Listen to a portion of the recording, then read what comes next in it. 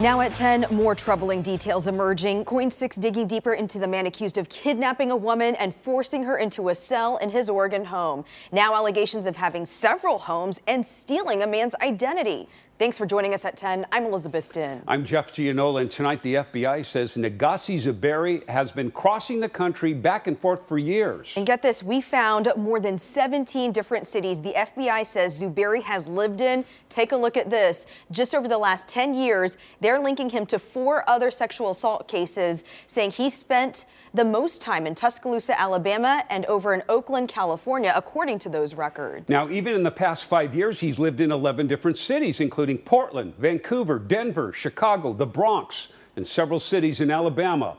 Before all that. And as for the sex worker that he's accused of kidnapping, Joelle Jones digging deeper into notes detectives found inside his home, pointing to reasons why he may have preyed on her. Joelle? That's right. In what could be his own words, these handwritten notes found in Zuberi's home appear to stress the importance of targeting those who didn't have many people in their lives, as well as plans to dig a 100-foot hole, as well as a bunker. Plans that could have become a reality had that victim not escaped. To date, Zuberi has been linked to at least 4 sexual assaults in 4 other states. We believe there may be more victims. As the FBI searches for others potentially violated by accused abductor Negasi Zuberi, victim advocates tell us due to the sensitive nature of the alleged crimes, privacy will be paramount in providing a safe space. There is still a lot of public and cultural shaming that happens around sexual violence, no matter in what iteration it happens. And so that shouldn't exist, but it does. And so many survivors really want privacy. So that includes making sure that this survivor's name doesn't get out until she wants it to get out. Executive Director of the National Crime Victim Law Institute, Meg Garvin, says the woman who claims she escaped from the makeshift cinderblock cell in Zuberi's Klamath Falls home, as well as any other potential victims, should be afforded privacy rights, as well as the opportunity to share their stories without being forced to participate in the criminal justice system. The system needs to honor her privacy. The system needs to make sure that she has access to counseling if that's what she wants. I will also say sexual assault survivors still go through a really awful time in criminal justice because cultural legacies around that crime.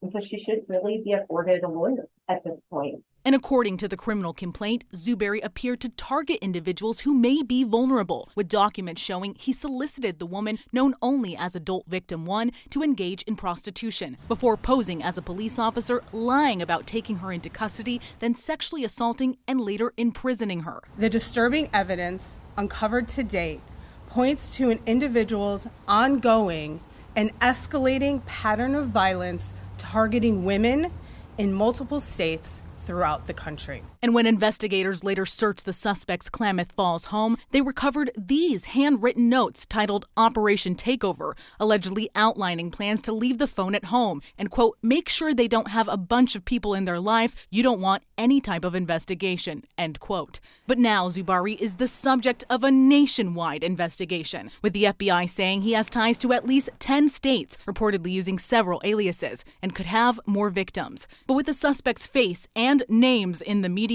Garvin says it's important for victims to seek counseling and other resources if they're feeling triggered. It's traumatizing even if you're prepared to see a perpetrator. When you're not prepared to see them and all of a sudden they're in front of you in any way, even through media or their voice. So if we ever have voice identification of the person, right, that can be incredibly traumatizing. And again, the FBI is asking anyone with information that could contribute to this case to contact detectives, and we have listed those details for you at KOIN.com. But for now, live in Portland, I'm Joelle Jones, KOIN 6 News. Yeah, giving us another perspective in this big case, Joelle, thanks. And the FBI has 4 known aliases for Zuberi. Investigators say he also went by the name Sakima Stringer, Justin Joshua Haichi, and Sakima Zuberi. Agents note some people may know him only as Sakima. And then today, we were able to track down a man who claims Zuberi used his own name and likeness. You're looking at Sakima Stringer, who lives out of state and says he has ties to Portland and Vancouver and admits there is a resemblance between the two. This is mind-boggling on many different levels. You know, first the crimes, then the person using my information to, my name, and it's. I'm just like, I'm baffled right now. I don't know how that person got my information. I know I run a business, so some of my information is public, but it makes me want to never use social media again.